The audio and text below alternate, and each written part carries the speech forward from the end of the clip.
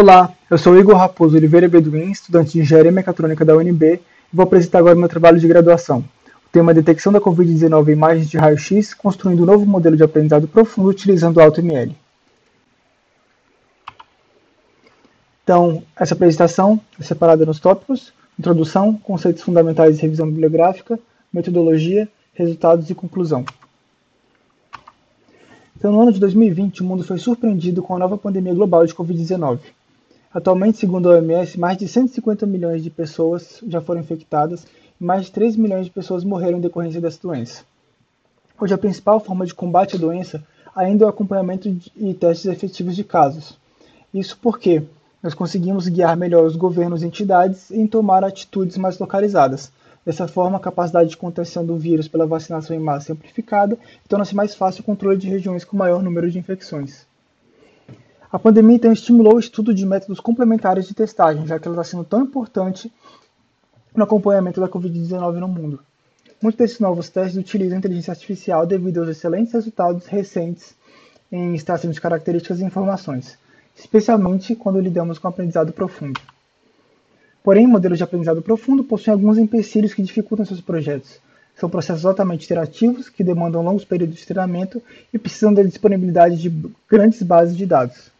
Então, o objetivo desse trabalho, junto do contexto da pandemia de Covid-19, é projetar um modelo fim a fim de uma arquitetura de rede neural profunda para diagnóstico de Covid-19 em imagem de raio-x, utilizando o auxílio do AutoKeras para otimização de tempo e busca de arquiteturas. Hoje existem duas abordagens principais na literatura: utilizando imagens de raio-x e utilizando imagens de tomografia computadorizada. Foi escolhida raio-x porque são mais fáceis de se trabalhar. No futuro, quando os trabalhos com imagens de raio-x forem saturados, tomografia computadorizada é uma evolução natural destes sistemas. Então, conceitos de bibliografia. Eu vou falar então um pouco sobre aprendizado profundo, colocando em contexto com a área maior que seria a inteligência artificial. No início nós tínhamos a base de conhecimento, onde nós definimos regras bem definidas e estáticas para a máquina. Não deu muito certo, os resultados não eram promissores, e ficou claro que as máquinas precisavam aprender as próprias regras para fazer inferência sobre o mundo real. Veio então o aprendizado de máquina, um exemplo, por exemplo, é o algoritmo de regressão logística, onde, apesar dos bons resultados, nós temos grande dependência das representações dos dados. Para resolver esse problema, então, nós tivemos o aprendizado representacional, em que utilizamos o algoritmo de aprendizagem para aprender as melhores representações que levam aos melhores resultados. Só que não somente uma mudança de representação muitas vezes leva aos melhores resultados, é necessário mais operações. Por isso, então, foi criado o aprendizado profundo, esse conceito de aprendizado profundo, onde conhecimentos complexos são baseados em características mais simples, principalmente baseados no perceptron multicamada. Então, o aprendizado profundo é baseado nas redes de perceptron multicamadas, como eu acabei de falar, e a definição é que elas são flexíveis, treináveis e é capaz de clusterizar abstrações mais complexas em abstrações mais simples, sem extração ou representação manual. Então, falando rapidamente sobre redes neurais convolucionais, são redes que basicamente implementam a operação de convolução. A convolução em 2D ela funciona como um extrator de características na área do kernel, aqui o kernel representado pela letra K. A saída da convolução é esse S de mesmas dimensões das dimensões do kernel pela matriz de entrada. Então, fica claro por que essa operação de convolução é tão importante para o aprendizado profundo. Ela exatamente resume esse comportamento de extração de características e colocadas empilhadas, colocadas em camadas, nós conseguimos abstrair características complexas. Aqui, em uma primeira camada de convolução, nós obteríamos bordas, depois cantos, contornos, partes de objetos, até conseguimos classificar isso como objeto a partir de uma inferência. Uma rede muito importante também foram as redes residuais, porque tinha-se a ideia de que redes muito profundas eram melhores que redes mais rasas, mas maior profundidade tem maior dificuldade de treino, especialmente pelo problema do desaparecimento do gradiente e o gradiente explosivo. Isso foi resolvido com a adição do bloco residual, em que a gente faz um bypass dos pesos de uma camada a um próximo nível, né? Então, as redes residuais, que possuem esse bloco residual, resolvem os problemas do empilhamento de muitas camadas e são referências de arquitetura para aplicações mais genéricas. Ela resolveu o problema do desaparecimento e explosão do gradiente e possui 3 modelos principais: ResNet 50, ResNet 101 e ResNet 152. Então, falando um pouco sobre o AutoML, que eu vou utilizar nesse trabalho, é basicamente uma forma de automatizar o projeto e treinamento de um modelo de aprendizado profundo ou aprendizado de máquina, automatizando as etapas de preparação de dados, engenharia de características, geração de modelo, avaliação de modelo. Isso tudo porque o aprendizado de máquina possui um pipeline complexo e iterativo, como eu já comentei. Então, esse seria um fluxo de um sistema genérico de AutoML. Nós temos a etapa de preparação de dados, engenharia de características, geração de modelo e estimação dos modelos. Pode ver que nós temos essas setas que indicam as etapas iterativas, né? Nós estimamos modelos e geramos várias vezes, iterativamente. A plataforma de AutoML que nós vamos utilizar é o AutoKeras, que é uma plataforma gratuita de código livre, que faz uso eficiente de hardware. Possui módulos do buscador, onde busca a arquitetura das operações, os grafos, onde são montados os grafos das redes, o treinador de modelos, onde treina a GPU, que está errado, porque o treinador de modelos treina na GPU e os grafos funcionam na RAM, e o armazenamento de modelos, que vai armazenar esses dados no sistema de armazenamento do computador, sendo HDs ou SSDs. Então, as métricas que nós vamos utilizar para avaliar os modelos são basicamente acurácia, precisão, sensibilidade e F1 score, baseado nas inferências verdadeiras, falsas, positivas ou negativas. A acurácia ela é facilmente enganável, porque nós podemos ter um modelo enviesado, dados balanceados, com uma acurácia muito alta, por exemplo. A precisão, se temos o número de falsos positivos muito alto, a precisão diminui. Se ela for 0, a precisão tende a 1. De forma semelhante com a sensibilidade, se o número de falsos negativos for muito alto, a sensibilidade diminui, se for 0, ela tende a 1. O F1 score é uma média harmônica e serve como uma melhor métrica de performance de modelos do que a acurácia, porque ela é uma média harmônica da precisão da sensibilidade, levando em conta simultaneamente os falsos positivos e os falsos negativos. Nós vamos utilizar também as matrizes de confusão, onde nós simplesmente plotamos em uma matriz as medidas de valores positivos e negativos, falsos positivos e falsos negativos, e aqui é uma representação de uma matriz que eu vou mostrar mais à frente, com 3 classes, né, classificação multiclasse.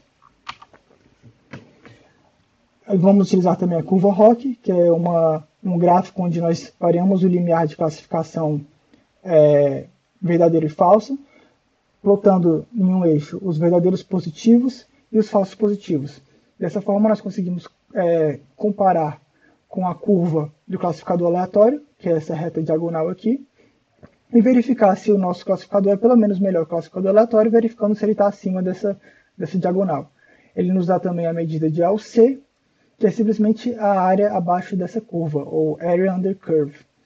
Uma maneira simples de simular, de tentar exprimir o comportamento da curva em uma única medida, em um único número. Ela pode ser enganável ainda, mas é apenas uma aproximação. Então, nosso trabalho de referência principal, que foi a motivação desse trabalho de graduação, é a equipe COVIDNet, que desenvolveu um conjunto de dados, COVIDX, que é um código aberto que reúne 5 conjuntos diferentes, com diversas labels, diversas classificações de imagens de raio-x da região do tórax, para classificação multiclasse ou binária. Eles também publicaram a rede deles, um modelo, que é a COVIDNet, para classificação binária e multiclasse, que é um projeto realizado em colaboração humano-máquina. Isso significa que eles utilizaram o AutoML para descobrir pequenas estruturas, microestruturas da rede que otimizam os resultados. Conectividade de longo alcance, ou seja, eles utilizam de arquitetura residual, eles fazem o bypass em alguns momentos para conseguir empilhar várias camadas, e diversidade estrutural, com diversos processos, utilizando tamanhos diferentes de kernels, tanto nas camadas de convolução e outros caminhos. Assim, eles atingiram 90% de precisão e de sensibilidade em todas as classes, e é um modelo de referência. Nós não buscamos bater esse modelo como objetivo principal, porque essa referência mundial estamos apenas começando a abordar e propor um modelo inicial base para se trabalhar. Mas, tendo em vista esse modelo, do CovidNet, nós conseguimos desenvolver algumas áreas de forma mais orientadas, como, por exemplo, a construção dos nossos conjuntos de dados. Então, metodologia. Essa metodologia utilizada em todo esse trabalho de graduação, nós temos então a primeira etapa em que temos construir a base do conjunto de dados, separamos eles em dois subconjuntos treino e teste, apresentamos para a plataforma de AutoML para gerar o nosso melhor modelo encontrado, treinamos esse melhor modelo usando validação cruzada, modificando alguns aspectos, alguns parâmetros, que vou falar mais para frente. Esses modelos treinados são avaliados com base no conjunto de teste original, sem ser o de validação cruzada, e com as métricas obtidas nós fazemos a comparação com os outros modelos. Então, esses conjuntos base são 5 no total, e são os mesmos conjuntos utilizados pelo trabalho da equipe da CovidNet. Nós tivemos que adquirir cada um separadamente e aplicar as transformações e separações necessárias para tentar chegar num conjunto que fosse bastante similar ao utilizado pela CovidNet. E assim nós obtivemos o CovidXM. CovidX era o conjunto utilizado pelo pessoal da CovidNet e eu adicionei o M para explicitar que ele foi modificado. Modificado porque, apesar de nós tentarmos produzir o mais próximo possível, eu não posso garantir que é o mesmo conjunto, né? A mesma separação de split foi utilizada em todos os subconjuntos, com exceção do RSNA, porque ele é um conjunto maior de todos com mais de 30 mil imagens. Então nós utilizamos um split 80%, 20% aleatório. Nos outros casos também foi feito split 80%, 20%, mas mais selecionado. Assim nós obtivemos esse conjunto final, 12.460 imagens de treino, 3.080 de teste. Cada classe segue essa mesma proporção, 80%, 20%, e vemos como é um conjunto bastante desbalanceado em cada classe, né? Na etapa de AutoML, nós fizemos um pré-processamento, redimensionamos as imagens para 240 240, fizemos a mudança de espaço de cores para tons de cinza, já que não é relevante cores em imagens de raio-x. Fizemos normalização de valores de pixel para 1/255.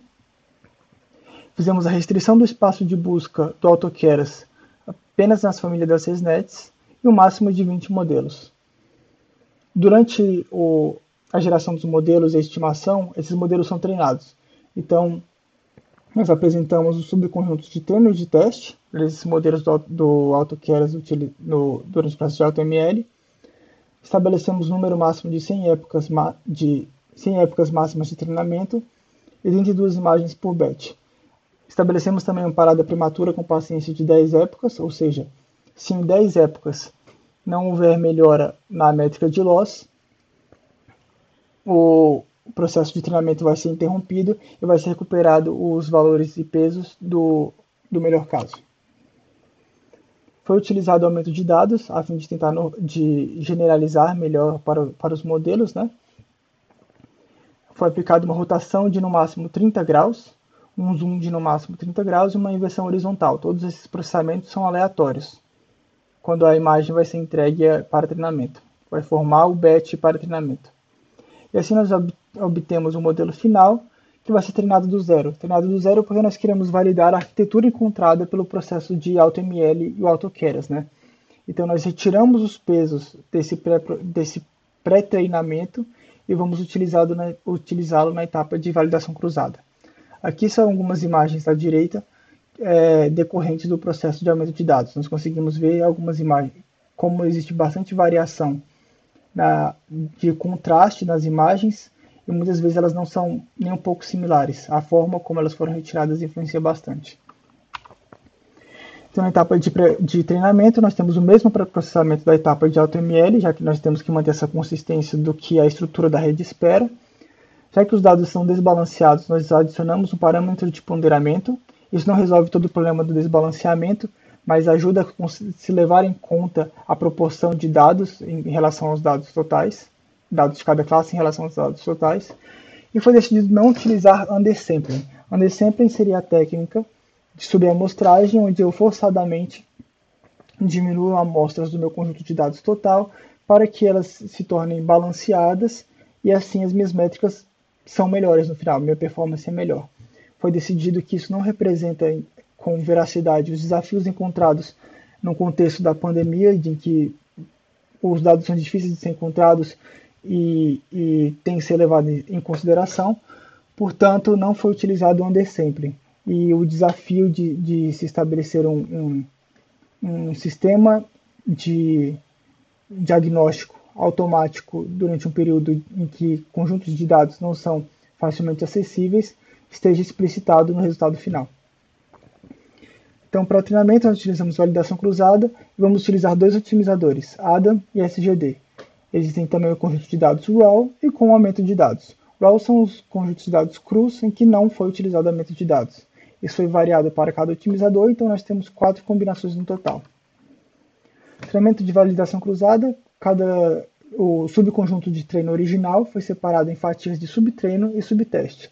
A separação foi de 80% e 20%, gerando 5 folds para cada um. Foi estabelecido 1000 épocas de treinamento no total e 32 imagens por batch. A parada prematura dessa vez foi com paciência de 50 épocas. Então aqui tem um diagrama que representa essa etapa de treinamento. Nós temos o conjunto de dados original separado em treino e teste. O de treino é separado nas 5 fatias, nos 5 folds. Cada um vai ser utilizado para... 4 são utilizadas para treino e uma utilizada para teste, mantendo a proporção de 80% a 20%, e assim o modelo é treinado. Esses modelos então são utilizados para avaliação, utilizando o conjunto de dados de teste para garantir que nenhuma imagem foi vista durante o treinamento e evitar o viesamento, né? Evitar viés. Então nós temos no total 20 modelos treinados, além dos 20 testados pelo AutoKeras, 10 para o ADAM, 5 para aumento de dados e RAW no conjunto de dados, e a mesma coisa para utilizando o otimizador SGD.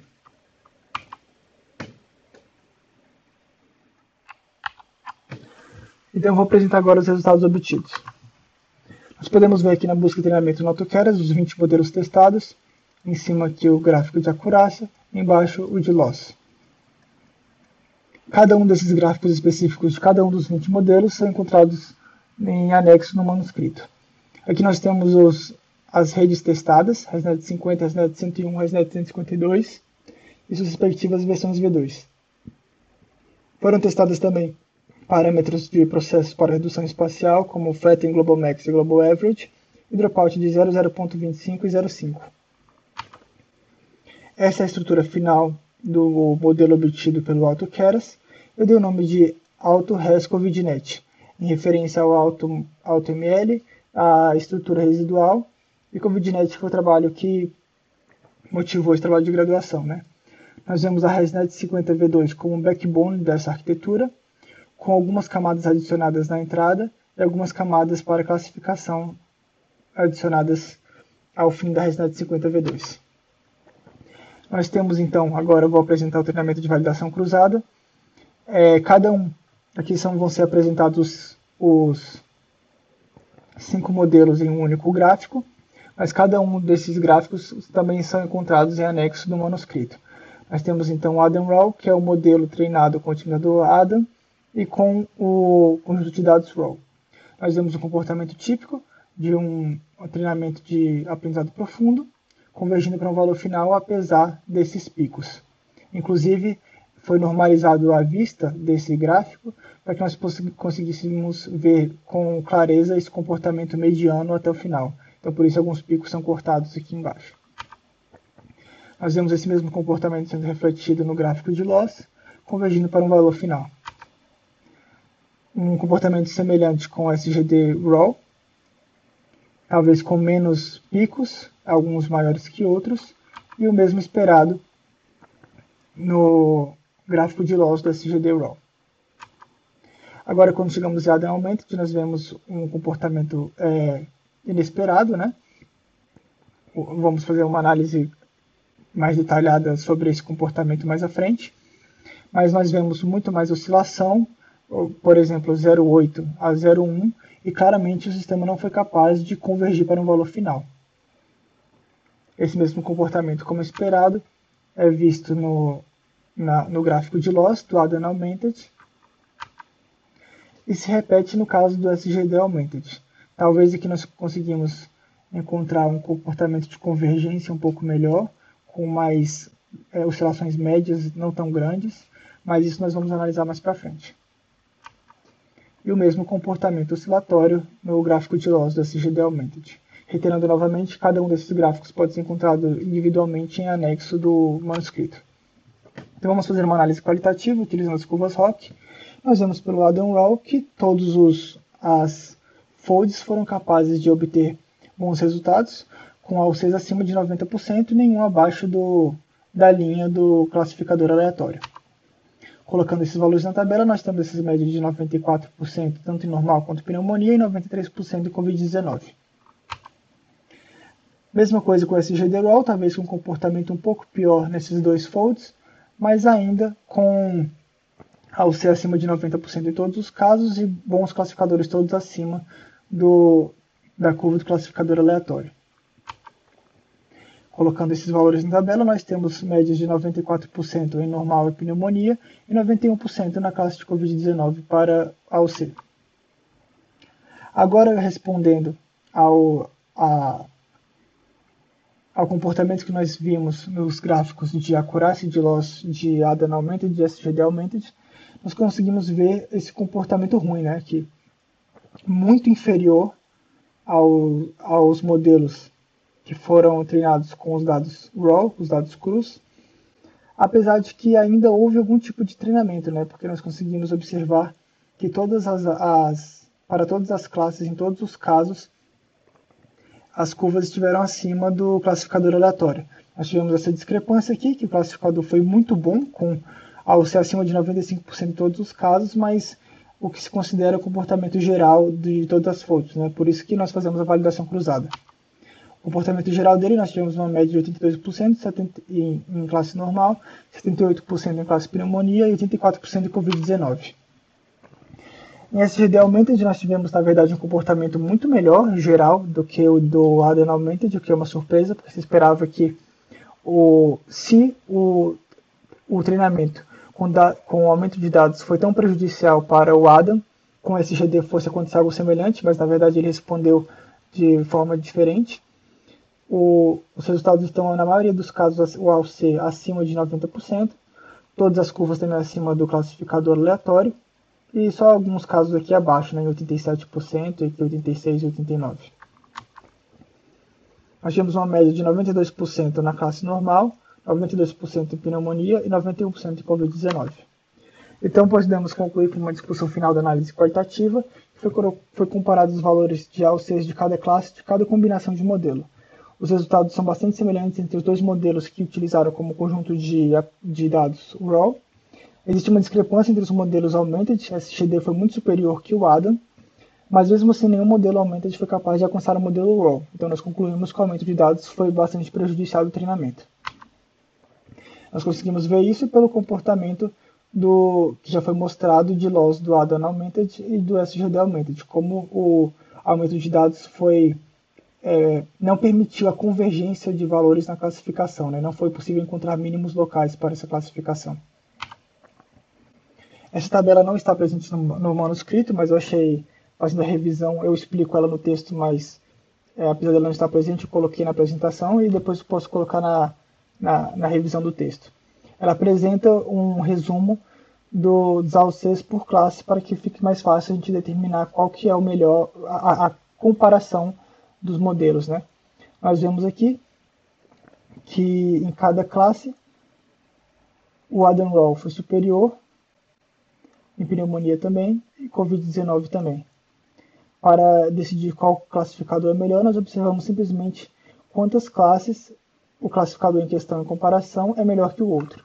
Então, fazendo essa comparação, nós temos que Adam Rao é melhor que todos os outros comparados, SGD-RAW em segundo lugar, e devemos lembrar aqui que a diferença era de 2% apenas na Covid-19, na classificação, mas ainda está em segundo lugar. E logo em seguida, os dois modelos que utilizaram conjunto de dados com aumento de dados. Agora vamos fazer uma análise quantitativa e observamos que, substituindo as curvas ROC que foram utilizadas na análise qualitativa, mas agora pelas matrizes de confusão, nós vemos no caso do Adam-Raw que a classificação de classes normal e pneumonia foi muito melhor que a Covid-19. Covid-19 confundindo todos os casos com as outras classes. Nós colocamos esses dados na tabela também, mas dessa vez temos acesso a mais dados, né, como precisão, sensibilidade e F1 score. Nós temos aqui uma média de acurácia de 87% e uma sensibilidade de 38% e um F1 score de 49%. Aqui nós conseguimos ver aquele comportamento de que a acurácia pode ser enganada, né? Um F1 score representa melhor essa sensibilidade aqui. SGD-RAW possui um comportamento semelhante ao Adam-RAW, com boas classificações normal e pneumonia, confundindo a classe de Covid-19. Nós observamos um pequeno aumento em F1 score, dado ao aumento também na sensibilidade, indicando que o número de falsos negativos diminuiu.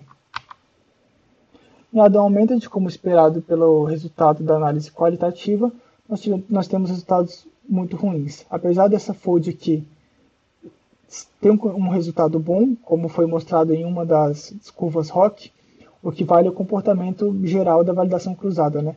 E vemos que, por exemplo, 3 dos 5 folds tiveram matrizes de confusão completamente enviesadas e desbalanceadas. E isso é refletido nos números e nas métricas. Temos, por exemplo, uma F1 score de Covid-19 de 0,21. Mas nessa mesma análise para SGD Augmented, nós vemos que as matrizes estão mais balanceadas. Apesar desse caso aqui ainda ser uma discrepância em relação aos outros folds, como aconteceu no caso do Adam Augmented, vemos um padrão de classificação aqui, né?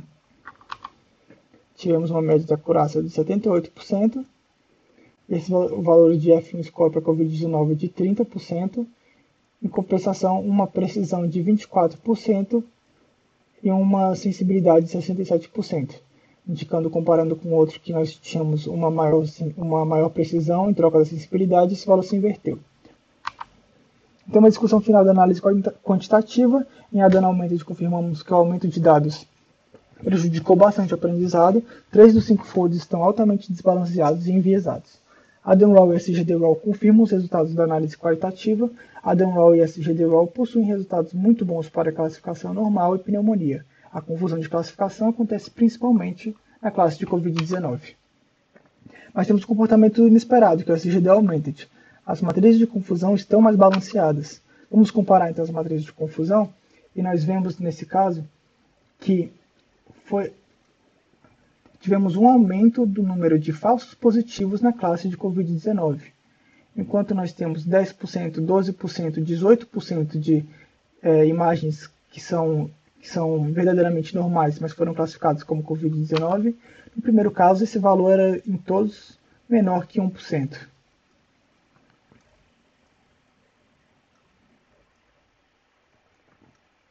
Então, o que está acontecendo, nós podemos ver aqui melhor nessa comparação de tabelas, é que temos a troca de precisão e sensibilidade.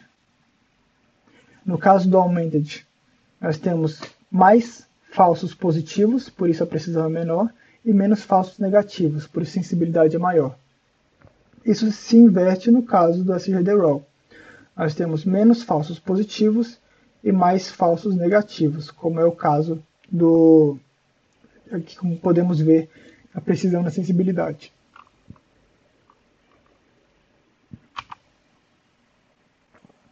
Então, o que eu acabei de dizer, nos casos RAW, temos bons classificadores para as classes normal e pneumonia. Então, como nós temos mais confusão em Covid-19, nós erramos mais, então nós temos maiores quantidades de falsos negativos. No caso do SGD Augmented, temos uma troca de prioridade. Nós temos uma alta sensibilidade com baixa precisão, o que indica grandes quantidades de falsos positivos. Para definir qual modelo é melhor, nós tiramos uma média do F1 Score de cada classe e vamos ranquear cada um dos modelos. Essa tabela também não está no manuscrito e também será acrescentada posteriormente. Vemos claramente que o F1 Score maior é de SGDeral, sendo então o melhor modelo. E lembrando que nós utilizamos o F1 Score como decisão de performance de modelo, porque ele leva em consideração simultaneamente as taxas de falsos negativos e falsos positivos. Então, comparando os modelos contra si, nós temos que o SGDeral é o melhor modelo ganhando em todos os casos, assim como o Adam-Raw foi na análise qualitativa. Comparando então esse resultado com as outras abordagens, os outros modelos, nós temos que fazer algumas considerações. Wang et al. E Guhaj et al. São os trabalhos de referência na literatura. Eles pertencem ao mesmo grupo de estudos da COVIDNet, porém um trabalhando com raio-x e outro com tomografia computadorizada. Nenhuma das medidas obtidas com o Auto-Res COVIDNet foi capaz de alcançar as medidas deles, mas isso já era esperado, como já foi comentado anteriormente. Esses estudos que possuem asterisco foram estudos que utilizaram undersampling para balanceamento forçado de seus dados. Então, foram permanecidos nas tabelas, aqui nessa tabela para comparação, as medidas, e podemos ver que as medidas são muito superiores, mas provavelmente isso é devido a essa não consideração do desbalanceamento real de dados que a gente tem numa situação de pandemia global, porque naturalmente nós não temos tantos dados de Covid-19. Como já foi dito, nós preferimos não utilizar essa técnica de forma a ser mais honesto com como o nosso modelo representa a realidade e as dificuldades encontradas.